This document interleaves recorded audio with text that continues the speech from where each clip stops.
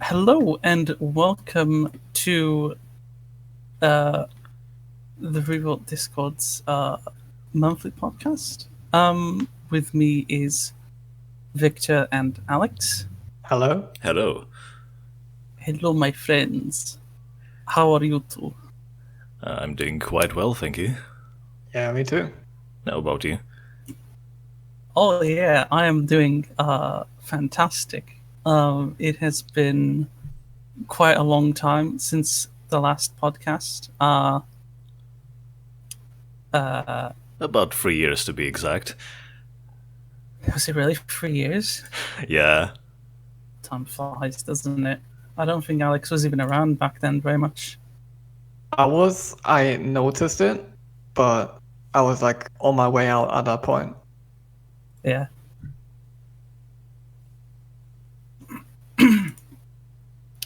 Yeah, it's quite a long time and quite a lot happened since then. I mean, we set up the server, we set up all the infrastructure on it. Well, I say we, but it was mostly Vic and Marv, to be honest. You did your fair share as well. But it's kind of funny to think that the previous podcast was actually done on Skype. Good old Skype. Battle Skype. What about, how about MSN?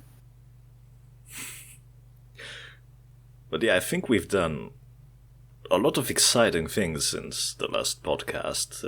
Aside from Discord, I started organizing the Revolt.io sessions. We have of course, Revolt.io itself, which acts as the community hub nowadays. And you have organized a lot of tournaments. Yeah, plenty of tournaments, plenty of ideas and concepts, some of which have turned out rather well, some of which could have turned out better. I know the 1v1 formula is that's well, the last time we tried it didn't quite turn out as well as I'd liked, but the organization for it was top notch, I'd say. You had Vault Ball, which was rather bizarre, but it actually worked, which is really cool. Yeah. You had all but yeah, there's still a lot, I guess, to be explored, and like it's just a matter of making people interested in these more niche things, niche aspects of the game. Yeah. Speaking of niche, how about time trials? Because we have the deadline looming for Alex's Hotlap competition on 8 custom Mario Kart Wii tracks. Yes. Very close deadline. Oh yeah. Overall, I give people plenty of time, 2 weeks, which I think is for like Toyota and on 8 tracks enough. But I have received a fair share of entries. Right now, I'm sitting at 8 different people who have submitted entries, with one more pending who has posted about it but hasn't submitted yet. But if you don't know, I have converted 8 Mario Kart custom tracks into Revolt, which was definitely a bit more than I should have done, but in the end, I think it turned out decent. And at release, I decided, let's host a Hotlap competition about it. So it's the best way to get people to notice it. Oh yeah, like a competition, and the first prize or second prize if I win is a $20 Steam game or €20. So, question: if you win the prize, are you allowed to only pick one game, or are you allowed to pick multiple games so long as their value is under €20? Let's go with multiple. Actually, I haven't thought about that, but I mean, I see no reason not to allow multiple games. Also, are they allowed to wait until the next sale? Sure. Well, then, if I ever win, I'm gonna. I actually don't know if. Well, first of all, I absolutely have no chance of winning because some of the tracks are just. I don't know how some of you find like 2 seconds on Warmth Swamp. Autumn Leaves Way was the only other track I tried, which, I got a 34 second. Is it 34 seconds? That's really good. 34 seconds, good. Yeah. Yeah, I got a 34.7 on it, and that's like pretty good. Not the best, but it's up there. It's just from it's like where on earth do I find that second or so that I'm missing? And so like there aren't any. Like the track is mostly just track. There aren't really any shortcuts to it. So Are you using Panga? yeah. Oh, in that case, I don't know where those seconds lie. Neither do I. So, But if I were to win, I actually have no idea like what games to pick off Steam because I already have everything I need. I guess I'd just accept the prize and just gift the games to someone else, I guess. Yeah, and at the time of recording, there are almost exactly 2 days left to submit your times. I have just released the total time needed to win the prize, which is 4 minutes, 43 seconds, and 557 Milliseconds. right. Also, keep in mind that by the time this podcast is released, it probably won't be 2 days. It'll probably be like a day and a half or a day or something. Yes. Anyway, overall, I think it has turned out quite well.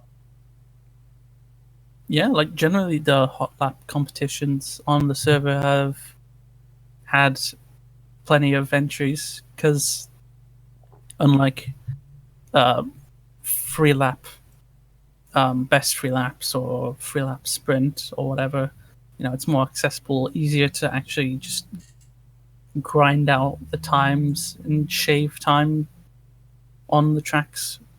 Whereas on best free laps or whatever, you need to be online, you need to find someone else, or you need to host a session yourself. It's just sometimes people just don't have the time for that, which is why,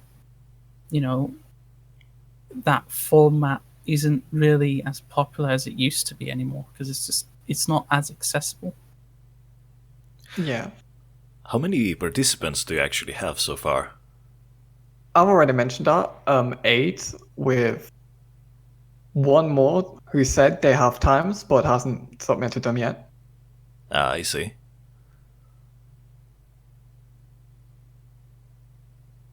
Yeah.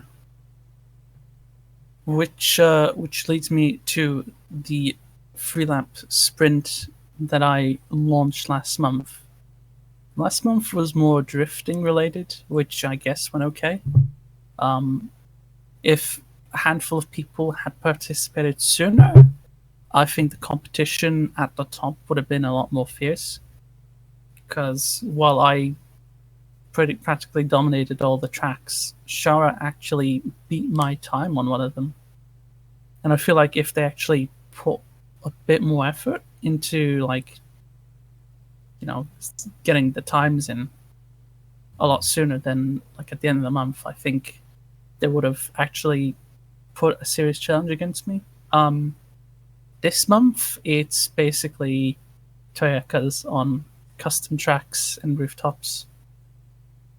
No times in yet, but I'll probably change that. We can always host like a 3LS session in the coming weeks. Yeah, I myself might actually organize a few official sessions for this, so look forward to that if you're interested. If you're interested in Dolo's month tracks, you can head out to Revolt Race, I guess. Speaking of other events, how about that Halloween Carnival? Ah, yes. I think the main credit for this one has to go to our new moderator, Witch Hilly, who brought up the idea of having a special event for Halloween. Basically, if you are up to date with All's Fair, it's sort of a mini All's Fair, in the sense that every contestant has the option to customize their car just for fun. except this time it's going to be more visual only, because all the cars will have to be based on Pig's skull. And we are also working on a original custom track as a team-based project. And it's still in the planning phase, but we plan to actually be done with it by before the actual events on October 27th and 28th. If you're actually interested in helping us with that, so we can actually meet the deadline, please let me know, either in the Revolt server or the Revolt Workshop server. The event itself is just going to be some regular races on Halloween-themed tracks, and we are also going to have a beauty contest following it. It's just going to be a Google form where we vote for the best, what we think is the best looking car, and that way we have winners for both competitions. Why not do it the way it was done in Allsphere 5? Remind me, how was it down in Allsphere 5? Basically, I assigned an emoji for each car, and people voted for a car by reacting with the appropriate emoji. Yeah. That so should be a lot. My car had a lobster. Alex's car had, I think, a cookie. No, mine had the zany face. Oh yeah, I recall now. Marv's car had the rotor emoji. But yeah, things like that. I think we could probably go a with Google that. form is more accessible, I guess. True, yeah. Also, any plans on the soundtrack? The soundtrack? Give me that Revolt soundtrack in G major. Well, yeah, we do plan on customizing the tracks a little. Hopefully we can actually find enough Halloween music for all the tracks. And as far as the custom track we are working on, we actually have Zetasphere working on track, and that's going to be nice. We also have someone else doing the music, which we might enable for the reversed version or put it on the other one of the other tracks. So it's nice. Is the Halloween Carnival going to include Illusion Reversed Mirrored? Yes, that's quite spooky indeed, so good idea. What about Spooky Castle? What about the scariest track of all, Banana Land? No, let's not go overboard with the spookiness now. Don't need to pay for some extra diapers here. Not in our budget. But yeah, if you're interested in signing up for the Halloween Carnival, just let me know on Discord. You can even let me know on the forum. And you don't really have to submit a custom car. You can just participate with the default pig skull, at least for the races. If you want to have a participation in the beauty contest as well, you will need, of course, a custom car. Yeah, that sounds very neat. It's a good alternative to Allsphere, but the next Allsphere is still happening this year. Sometime soon, TM. Speaking of other niches, we plan the Drift Pack either tomorrow or the day after. There are a lot of new tracks made by some gal called Saffron, who, their tracks are pretty good. Definitely worthy of being in the Drift Pack. Like the 4 Sideways Sanctuary tracks I just released, which are basically an extension of the concept explored in RV Simo, which is one of my favorite tracks to drift on. It's narrow, it's technical, but it's fun if you get it right. Agreed. Even more so with the right car.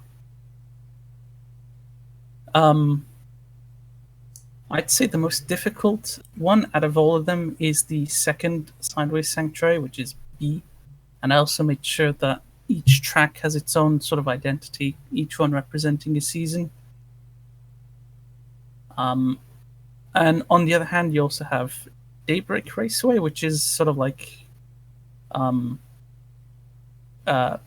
it's the graphics are essentially bootleg Red Rock Valley, I guess. But it was still very much designed for racing and drifting, so I feel like it'll fit in pretty well. It's not going to be easy, obviously, but which drift track is easy for newcomers aside Indeed. from Amco Bitume? Yeah, tell that to me, who has so far a 75 success rate at blasting myself out at the first corner. Yeah, but that's with the Salady. I'm guessing it'll be vastly different with a faster car, like, I don't know, the A86 and all that. We might have to remove a couple tracks because we don't want to get the track pack we don't want to make it too big. We also don't want to. There are some tracks currently in the drift pack which aren't quite there quality wise and could, do with they could be cast aside to make some space for these ones. So yeah, obviously no plans to update the other track packs unless I'm mistaken. Not for now, but it's hard to say because I have already so many projects going on. But worst case scenario, we should have a new update for the other packs, the main packs in particular, in November. And most importantly, the skin pack. Yes. With the best new skin. Is it the Crunk skin for Yeah. Wagon? Of course. I got like a hat trick and 6 wins just to get with Crunkwagon, just to like get it into the pack. We might actually see an update for this one this month, so I guess look forward to that. Right then. I don't think there's anything else, unless we've forgotten anything to talk about regarding the server and whatnot. So we sent out a Google form for people in the server to submit questions for us, and we're going to look at them and answer most of them. The first question asks, what is the worst stock car? I want to say Riva TNT2, but I'm not sure if that really counts as a stock car. I wouldn't say it does. Like, I would exclude demo, like, only think about, like stock and Dreamcast cars. Yeah. I have to say that in the past I used to think that pest control was the worst. Well, that's really just because I didn't know how to handle it. So I wouldn't say it's the worst stock car anymore. I mean, this is entirely subjective because everyone will think a different car is the worst. I used to think Rotor was the worst. But the thing is, Rotor has something memorable about it, and it brings itself its own challenge. If I had to pick, the worst stock car, I would pick Dust Mite, because there's nothing memorable about it. It's literally just a worse RC Bandit in every way.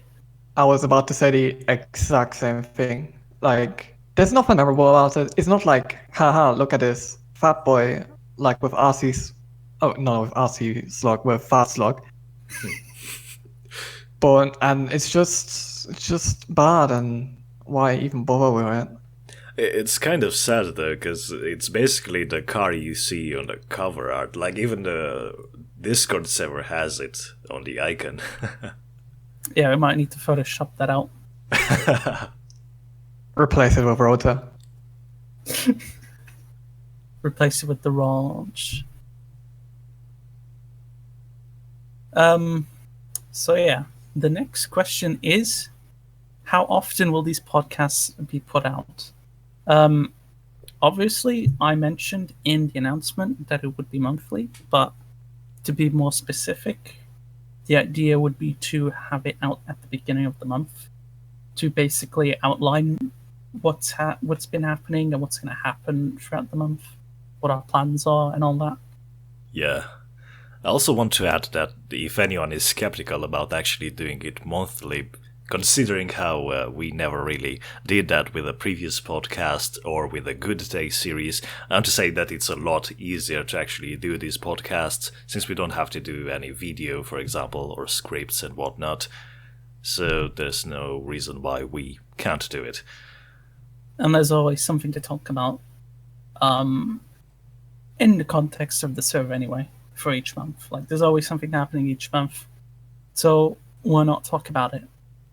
Yeah.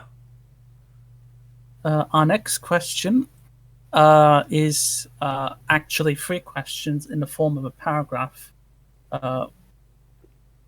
which basically asks about WeGo and, intellectual property and all that stuff. And I would like to say that we are not qualified to answer these sorts of questions anymore. It deals with legal matters which we are too dumb to understand and answer. And quite frankly, that's not the point of this podcast, to talk about them. We have much better things to talk about than to give them time. So, yeah. The next question. When is the next Voltball tournament happening? Well, that's actually a good question, because obviously each month this year has some sort of tourney planned for it. This month we have the Halloween Carnival. Next month we have All's Fair, hopefully. I'm not sure if there's anything in December. I have something in mind for December, so with that in mind, the earliest we could expect the next football season would be January. January doesn't sound too bad. I wouldn't mind it.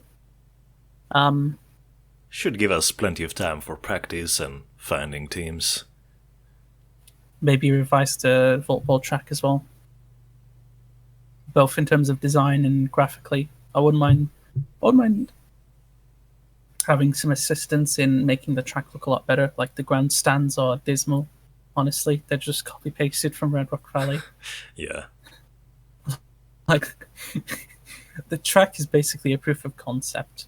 It's not meant to be breathtaking, but I wouldn't mind it being, not only good looking but also a good proof of concept as well. Well, and the tourney itself was a proof of concept, really, and then ended up quite well. But yeah, hopefully there'll be more teams for the next football tournament, and hopefully the map, with some help, hopefully the map will also look a lot better. So yeah. Our next question is, what advice do you have for new creators? For tracks, I mean, it depends on what you're trying to make. Generally, every creator will eventually run into that belief of perfectionism and end up not releasing anything because, it's not good enough for me. I'm either going to not deal with it or start over or start something else. My number one advice would be just wing it. Whatever project you're working on, whether it's a vehicle, whether it's a car or a track, and just try and finish it the best you can. Because if you don't do anything, if you just let it sit in your hard drive and collect dust, it's like people would rather see it released in in a form where, yeah, it's better, but it's already really good. They'd rather see that than it not being released at all, and only seeing glimpses of it, screenshots of it. Yeah. Yeah, like for example, like I've so far released everything I've done, even if it turned out to be not so good. Like Action Wild Village, that one was a bit of a more than a dud. It was actually kind of bad, I think. But the problem with that one was I realized early on that it was going to be like bootleg holiday camp job, so I just watched it. So, if you feel like, I mean, if you feel like your project is going to be bad early on, feel free to scrap it, I think. But early on, like, don't scrap something where you got like more than halfway done, because at that point, it's just a ton of wasted resources, and people would like rather see release a track that may be good, but might not be, than like nothing at all. Also, another point that I'd like to bring up, and this one's going to be tracks, because I don't care about cars, so I can only speak for tracks. Learn from your mistakes. Try to like have an open ear about what is wrong with your track, and try to implement those into your next track. And I think being self-reflective about your own track can be very helpful. Like looking with a critical eye yourself, even if you're going to have a very biased view, you might find something that could be improved that others may not. But in the end, you are not your best critic. Other people are. And I think it's very important to listen to other people. Agreed. And I don't have- for new creators, like it's just starting out, go at your own pace. Do not like, if you feel you do not have the energy to blast out a fucking Sparrow tier track as your first track like Kiwi did, then don't. Like my first Blender track at least, was a little track called Cubula, which I didn't release on RVZ because it was terrible. But it was a learning experience, and I feel like I've gained a lot from that. And it really like open eye about track design, because it was just one blind corner after the other. My first fully blender made track was Molten Caverns. It's a track many people are rather undecided on whether they actually like it or whether they really dislike it. I can understand why people like it. I really like it myself. I really like the marathon / journey-esque raceline it has, rather than it being like an onslaught of like difficult but well-flowing sections like, I don't know, Santorini.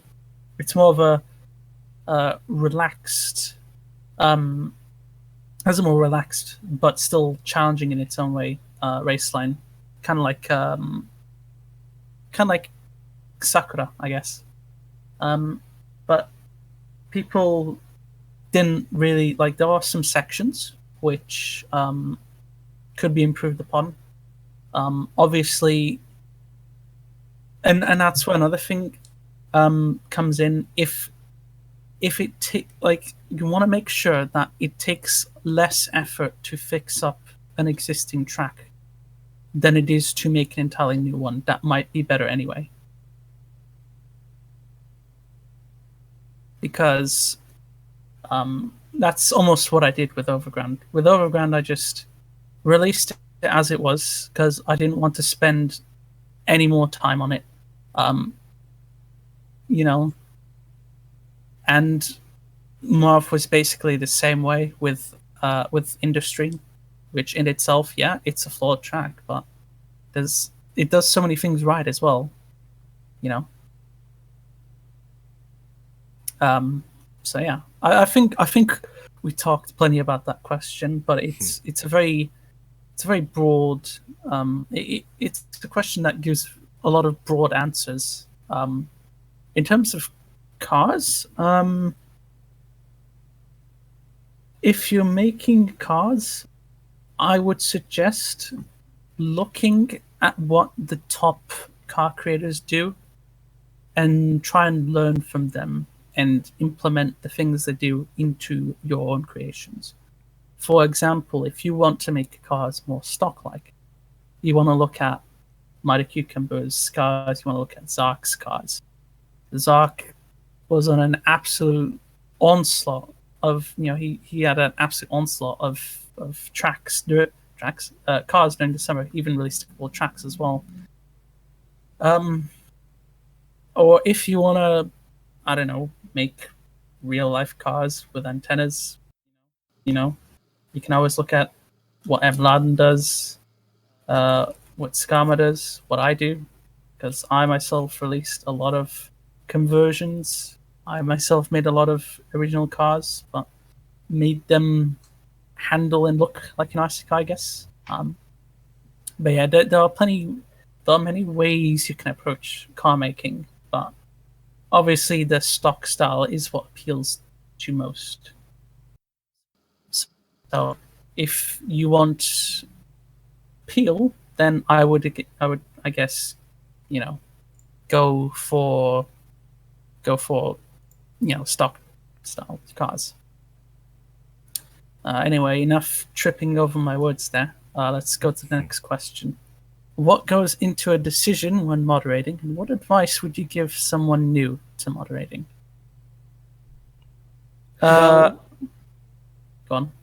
Well, first off, I'd like to say, I have a lot of experience moderating, so I think I can say this from a level of, what's it called? Knowledge that many people probably not. I've moderated forums, IRC channels, multiple Discord channels, so I'd like to think I know what I'm doing. But what got into a decision when moderating is, in my opinion, does this decision benefit the server? Does this decision benefit the people in the server, more importantly? Because the server is not for the staff, it's for the people. If it was for the staff, just make a private Discord and just hang around with your friends. If you're running a public server, all your decisions should be at the heart of the people. Now, what advice I would give to someone new to moderating is, do not make any hasty decisions. This is a terrible idea, in my opinion. If you're new to being a staff member, being moderator for a server, and you see something you should probably act upon, try and seek out other staff members first and ask for their opinion. And only if they don't respond and you feel the need to act, then act. And if you mess up, that's okay. Staff are human, members are human. We all make mistakes. Obviously, some mistakes are less forgivable than others, but generally, your first mistake isn't going to be particularly detrimental. Yes, if you are not entirely sure about what you're doing, then you probably should not do it, because with a lot of people comes a lot of different opinions, and every decision you make will have probably some detractors. And that is also going to be something you're going to have to deal with, just people just being upset at you for what you do. And it's just something that comes with the territory. That's something that is somewhat of an internet constant. People being upset at moderators, people being upset at admins. It's sadly sort of unavoidable just because of the sheer amount of different opinions there are. Often you're just in a damned if you do, damned if you don't situation. If you take a stop to this topic, people will be upset at you that you stop the topic. But if you don't, the topic spirals out of control and everyone starts arguing, and then you're the bad guy for not stepping stopping in. it soon enough. But yeah, So as in the end, and in the end, one thing that's important: take care of yourself. If moderating is taking a toll on you, take a break, because one thing that's going to be more detrimental than a lot of things is going to be you just having your opinion very much clouded by just all these like negative thoughts, which comes back to not making any hasty decisions. Because if you have your opinions like just so negative, you're just going to ban that dude, even if it probably would be a better idea not to. Yeah, as someone with a lot of experience and a lot of mistakes, I would generally analyze the things you did wrong and just try and improve upon them. As Alex said, if you're in a bad state of mind, definitely step aside, take a break. Don't look out the server, because and also try not to, as Alex said, don't feel too down by, don't let your detractors affect you too much, because generally the detractors in these sorts of spaces, in this sort of context, are mostly going to be a vocal minority. And if you focus on them instead of focusing on the people who support you but generally don't really say anything, because that's how things go, then it's going to affect your mood. And if you don't catch yourself, if you don't do something about it, you're going to do questionable decisions and you're going to become the very person they described. Yes. That happened to me in another server earlier this year. My state of mind wasn't the best, and it got the better of me. And long story short, I got demoted from this server. So don't do that. Like, don't don't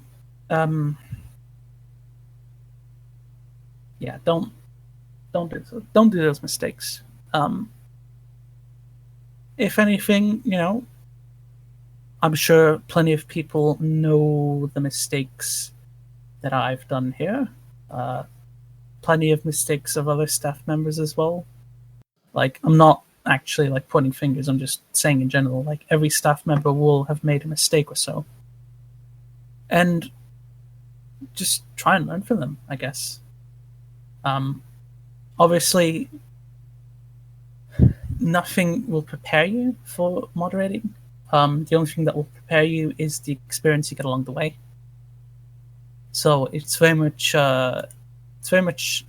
like being thrown in the deep end. So, just try not to get too disheartened and try not to get too overwhelmed. It's easier said than done, but it gets better. Yes. Another point I'd like to make is hear people out. Even if you disagree with people, they might have something to say. And even if they don't, they will appreciate having their voice heard. Within reason. Yes, within reason, of course. Anything to add, Vic? You guys already said most of what I had in mind. Well, to add to the last point, I guess it doesn't hurt to always explain to people why you disagree with them, for example, why doing something a certain way wouldn't benefit the server or the people in the server. And I think it's always good, as has already been said, to work as a team with your other staff members. because it's always better to have a group of people decide things than you alone. You don't want to be alone with your decision and have to deal with the aftermath. Yeah. Right then, our last question. The community has made RV achieve a lot of features, ports, and contents we've never seen quality these recent years. Do you think we'll be able to keep that pace? What are the next steps for us to keep improving and making the game attractive for future generations? Obviously, this is an almost 20-year-old game. It's a miracle that we have people, continuously join the community at this point. I don't really have an answer for this because I'm not really the one who's really innovated. I guess. I think a lot of this also really depends on the RVGL developers, what they want to do next. Yeah, we can't really innovate on the end of can't really innovate the game. The only thing we can really implement is the social and server aspect, because that's all the power we have. Maintaining the infrastructure of the server, maintaining the infrastructure of RVIO, which Marv and Vic have done a very good job of. So I think it's just a matter of building upon that and adapting to anything that happens in the future, because they'll no doubt be something. Yes. Another point I'd like to make is, as the question said, will we see the recent rise of the quality of content continue? And if you look at the quality of content this year, at least for trucks, I don't know about cars because I don't care about cars, absolutely exploded compared to last year. Ranch, Sparrow, Red Rock Valley, Santorini, just one after the other this year. It was crazy. You look at 2017, it was nothing like this. It had good tracks, but not to the extent that we had this year, in my opinion at least. And will we able to keep that pace? No. I don't think we will continue improving forever, because that's ridiculous. But will we able to keep the pace we have right now? Honestly, with the content creators that we have, we very well might. And even if we don't, 2018 has been such an exceptional year, in my opinion, that even if the quality dips in 2019, we'll still be in a very good place. I mean, you say you don't care about cars, but even on the end of cars, there's been so much content released by mostly Zark, yeah. But yeah, to describe exactly how much, in the past we actually struggled to find content for the IO car pack, but now we actually reached a state where it's difficult to decide what goes in, because there's so much good content out there, and not the lack of it. Yeah, rather too much than too little, to be honest. Yeah. The state of the car pack is a lot better right now than it was last year. So yeah, generally, it's just a matter of maintaining what we're doing and adapting to anything that needs adapting to. I mean, that's a very vague thing to say, but I mean, nobody expected Discord to be what it is today, and who knows what's on the horizon in terms of social media that would benefit us. Yeah, the future is very unpredictable just by nature, and if you want to look into the future, you'll just have to wait and see. Yeah. I think that's that's all the questions then. Yep. Yeah, I would say that's pretty much all we have time for this month.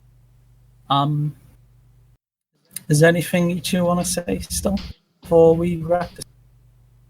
Nothing to add now. I'm not cutting off, am I? No. Okay. Because I thought Discord was doing its thing again. Well, on that note, thank you for joining us. We will see you at the beginning of November. And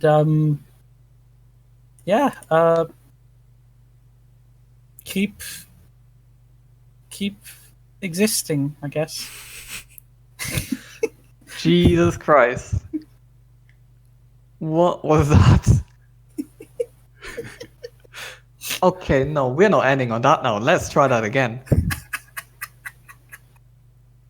Thank you all for joining us. We hope to see you next month, where we'll talk about October's things. We'll have plenty of things to talk about then, because You mean November? as things go, time moves, things change. Love you all. Goodbye.